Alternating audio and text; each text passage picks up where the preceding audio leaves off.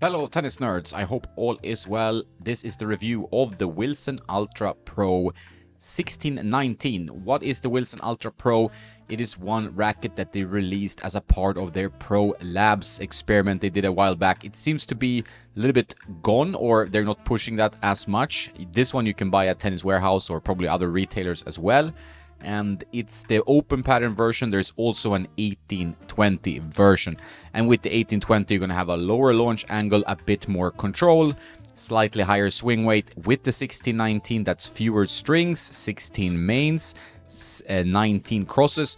You're going to have a little bit more higher launch angle, a little bit more free depth on your shots, and a lower swing weight. Let's start with the specifications of the Ultra. It's a racket with a pretty thin beam, so this is very much of a control-oriented racket. Around 20 millimeter beam, that's kind of prestige territory. A 97 square inch head size, so relatively small by today's standards. Not a racket that is very forgiving. 1619 pattern I already talked about. 305 grams unstrung, so with strings you add around 20 grams approx, a little bit lower sometimes depending on the type of string you choose.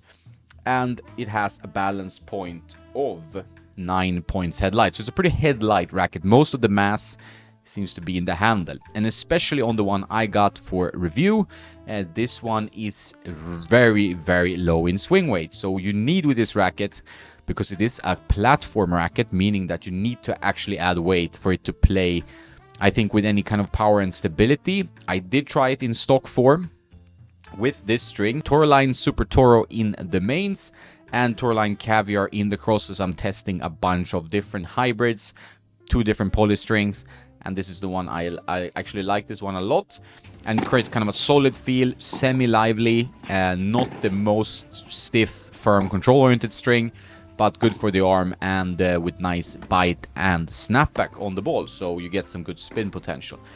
The racket with this string setup and no customization added, no weight, nothing, only the overgrip, was anemic. It had 296 swing weight strung. That's way, way, way too low for 99% of everyone. So I added weight to it, and if you look at the comments on my YouTube video about this, Instagram and so on, everybody talks about adding weight. When it comes to previous editions of this racket, this is the version 4, I've also had to add weight. Despite that, I really like the racket. It's a great frame for control players, and with the 1619 pattern, you actually get a nice lift on the ball. I would say I prefer this racket over the Pro Staff 97 315 grams, version 13 and version 14. Bit better control and feel with this one, while still packing a pretty good pop with the right string setup. Like, this one really worked well, so I feel like there's not much need to go for the Pro Staff if you like a bit more control, because this one played with excellent control, but also with some pop with the added customization. So what did I add? I added about strips here of this much. So when you add to the sides, you can add 4 strips in total. I would say that's 1 strip is 1 gram, so that's 4 grams to the hoop. I also added 2 strips up here of the same length. The issue, this beautiful paint, it's great looking. It doesn't seem to stick the lead tape that well, so it did fall off on one side before I was shooting this video. But if you put a bit more effort into taping it on, it should be fine. But some paint really has this feeling where the adhesive of the lead tape seems to not really quite grip it. And the paint is lovely. If we talk about the cosmetics, it's a beautiful looking frame. I've done some videos and people seem to be very excited about the looks of this racket. It's not a spin monster, but not bad as well. You can see the holes are quite open in the racket, so it does give you nice lift. Very nice on serve. For some reason, I did not expect a very good serving racket with such a low control-oriented frame. But I could really swing through thanks to the thin beam, relatively whippy frame. It is now 320 swing weight with the dampener and the added weight. And I could really swing through and get some good pop on my serve. And it also played with good power on the ground strokes. It's not going to be a pure drive, it's not going to be a Wilson Ultra, regular Ultra, where you have a lot more power inherent in the frame.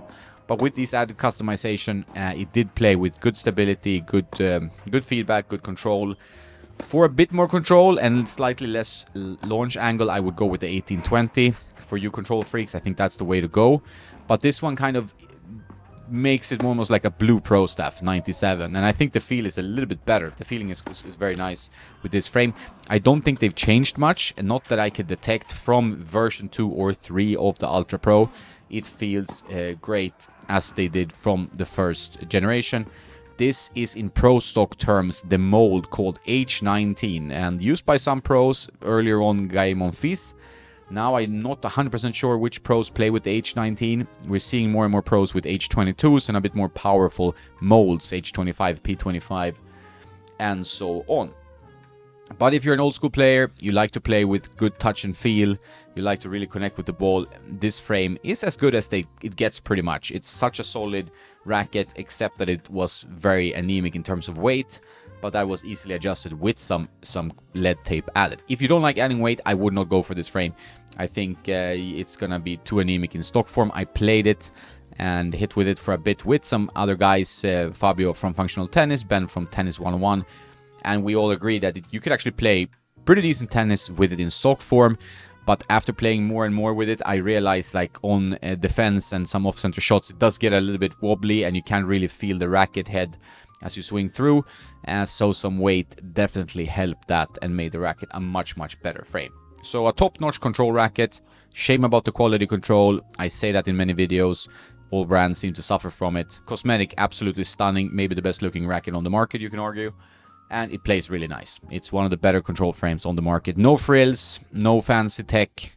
Just like a very good tennis racket for control and for advanced players. So that's it for this review. I hope you enjoyed it. More stuff on tennisnerd.net as always.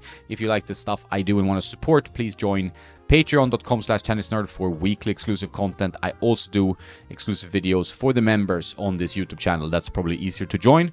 You pay $5 a month and I try to make it worth your while. That's it. Have a nice day and don't forget to play some tennis.